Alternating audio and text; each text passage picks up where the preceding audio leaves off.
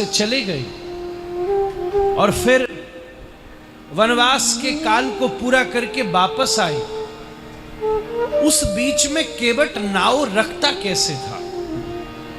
यह बात बड़ी समझने की है।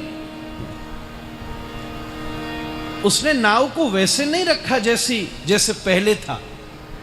मैं कभी भाव की स्थिति में बैठकर उस चिंतन को, उस भाव स्थिति का अनुभव करूं तो मेरे चिंतन में एक अद्वितीय दृश्य प्रकट होता है कि वो उस नाव को वैसे ही रखता था जैसे काशी विश्वनाथ को रखते हैं महाराज।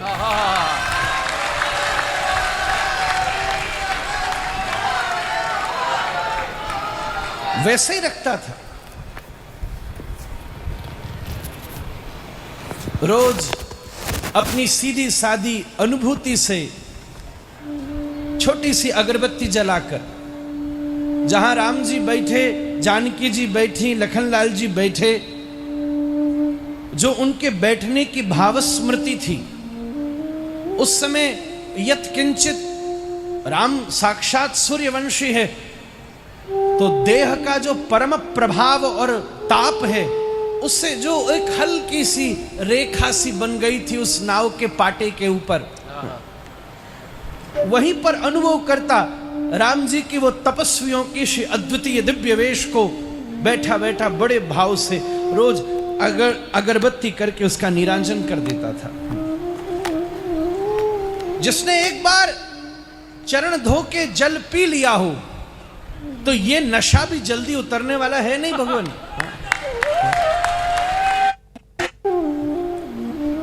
गमछा पे चरण धरे थे, पर भगवान नीचे से तो चरण पुछ गए थे, पर ऊपर राम की नखमणि के पास में जो छिद्र होता है उसमें हल्का हल्का जल अभी रहा था। छोटी वाली उंगली और बड़ी वाली उंगली के बीच में हल्की सी बूंदियां थी। और जब राम जी बड़े आनंद से बैठे और गंगा जी तरंग ली, राम जी संकोची हैं, जानकी जी बैठी हैं, तो धीरे धीरे धीरे धीरे उस प्रवाह से वो जल भी रिस रिस के जहां अपनी छाप उसकी नाव में छोड़ गया था। मेरा अंतःकरण ये कहता है कि उसके बाद 14 वर्ष तक रोज केवट उसी जल को पीता था और किसी जल को नहीं पीता।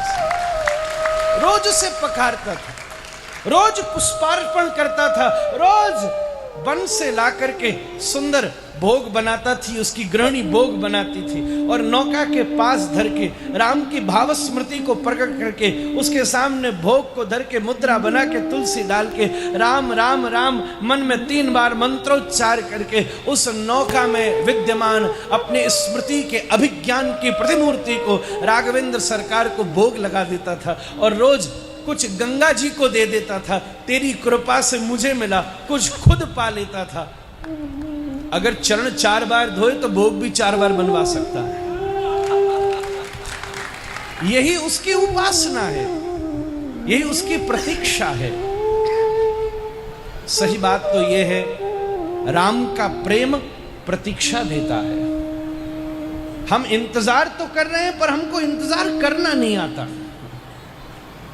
अपन संसार की व्यस्तता में राम की प्रतीक्षा कर रहे हैं, पर केवट ने अब उस नाव में किसी को छूने नहीं दिया, अब उस नाव में किसी और को बैठने नहीं दिया। रोज सुबह आकर अपने पीतांबर से उस नाव का मार्जन परिमार्जन कर देता है, रोज उसे साफ कर देता है, और विश्वनाथ की तरह बैठा बैठा उसका अभिसिंचन करता है। ये मेरे राम बैठे, ये नाव नहीं है, ये मेरे राम के पुनरागमन की सूचना है। वो फिर आएंगे, वो फिर आएंगे, वो फिर मुझ पर कृपा करेंगे। और उन्होंने मुझे आज्ञा दी थी कि जब उस पार उतारूंगा तब कुछ देना, तो मैं यही मांग लूंगा कि हे प्रभु, मैं आपको उस पार उतार दूंगा और आप मुझे उस पार उतार दूंगा। आप भी केवट हो, अपन भी केवट हैं, दोनों केवट ही हैं, बस यही तो अंतर है। मैं जरा सा छोटी नदी का केवट हूं, आप जरा भव सागर के केवट हो। ये यथा माम प्रपद्यन्ते तां तथैव भजाम्यहम् आपने अपने हिसाब में ये लिखा था कि जो मेरे लिए जैसा करता है मैं उसके लिए वैसा करता हूं, तो अपने स्वभाव को नहीं भूल जाना। आप मुझे यहां से पार, मैं आपको यहां से पार उतारूंगा, आप मुझको वहां से पार उतारूंगा। अपनी इन वाणी के पुष्पों को ही